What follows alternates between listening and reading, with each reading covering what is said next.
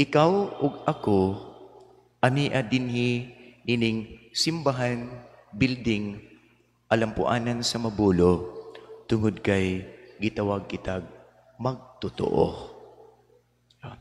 Magtotoo sa maayo. Maayo nga espiritu. Gitawag natog Dios Amahan. Kaya nga atong gisimba, espiritu man. Maayong espiritu. Ganong maayong espiritu? Kay na ay tili maayong espiritu. Musulod sa lawas sa tao. Ug miingon siya, ayog tuo, ayog simba, ayog paminaw, ayog tahod sa imong papa, ayog tahod sa imong mama, ayaw og ilaw og isikataw. Kaya nang imong isikataw, samukan ra. Sa imuhang plano nga magdato ka, samok-samok ra na sila. So, ayaw pagrespeto, ayaw pagtahod anak nila. Padayon sa imong gusto. Imong gusto, mo'y kabuuta. Espiritu, kadili maayo. Dili na gani mo tahod o ginikanan. So naay maayong espiritu.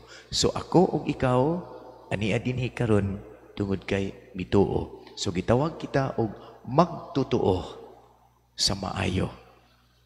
Og walay laing maayo gawas sa atong Ginoong Dios ang espiritu sa katarong. Itawag siya balaan nga espiritu. Ug tungod kay espiritu man maglisod kita. Maunang siya alang sa atong kasayon nagpakita siya sama gayud nato. Manang gitawag ang atong gisimba Dios nga nagpakatao. Ug siya ang nagpadayag nining mga pulong, mga sambingay, mga istorya aron mulawong pagyud ang atong pagsabot sa atong gisimba. Ang atong pag-ila kung kinsa gayud siya. Karon ang Dios nga anak katao gayud sa makanato, Santo Niño, Ginoong Hesukristo, Nazareno, nagdupas sa krus. Nagtudlo siya sa dinhi pa o gisulat kini siya yadtong mga mituo kaniya. O karong Dominguha ang atong ibanghilista o tagsulat sa gisulti o gibuhat sa Dios nga nagpakatao mao si San Mateo. Itawag ni nato sila og atong mga katigulangan sa pagtuo. Meaning gikan nila hangtod karon nagsubay kita sa dalan nga gitudlo og nagpundo kita gitawag kitag simbahan, mga tao nga nisubay gikan sa katigulangan nga ilang gituuhan ug ang ilang pagtuo nahimong giya sa ilang mga buhat matag adlaw sa pamilya, sa trabahoan bisan asa ug hangtod karon iabota.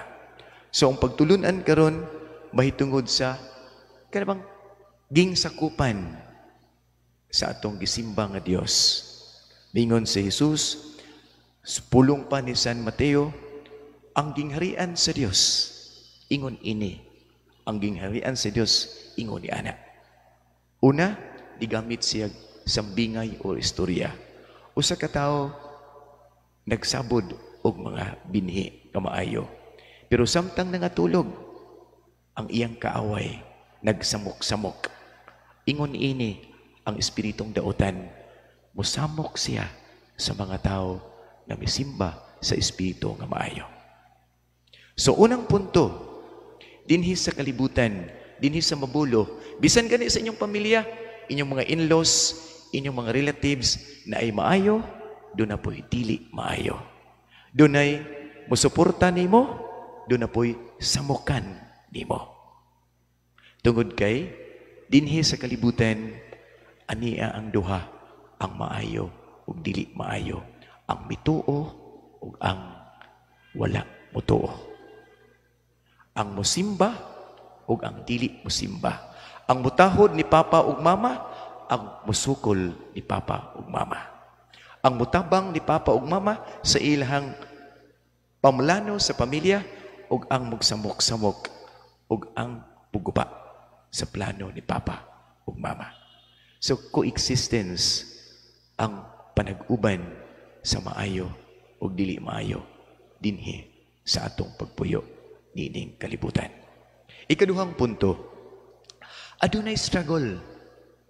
Adunay struggle sa maayo ug sa dili maayo. Sa ingon ko, ang dili maayo, ang daotang espiritu, ang iyang pamaagi, ilaron ko, ilaron ka. Mao na nga, gipugas ang maayong binhi, o samtang nakatulog ang tanan, iya dayong gisambod ang iyang pamaagi, ang iyang pagpangilad. Aron, mutubo, human gilimpyuhan, gipugsan dayog maayo, iya pa ginang gisaburan sa iyang pagkadautan. Aron mailad. Og miingon ang mga sulugoon, gusto ka ba nga among ibton ang sagbot o among pamation ang mga dautan? Miingon dayon ang tag-iya. Ang Dios nga anak, ingon niya siya, ayaw. Kaysa inyo unang pagpangibot, padaot ang mga maayo.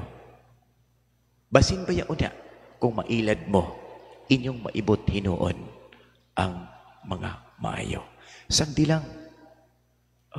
Ikatulong punto. Sagdi lang, paabuton lang yun ako. Paabuton ako. Nasa katapusan, basin di ay ikatulong punto, ang tag-iya, nagalaong pagid siya. Diha sa iyang pagpailob ka natong tanan, bisan dili ta makasimba, bisan dili ta makabuhat og maayo, pero ang ihapon ta patya.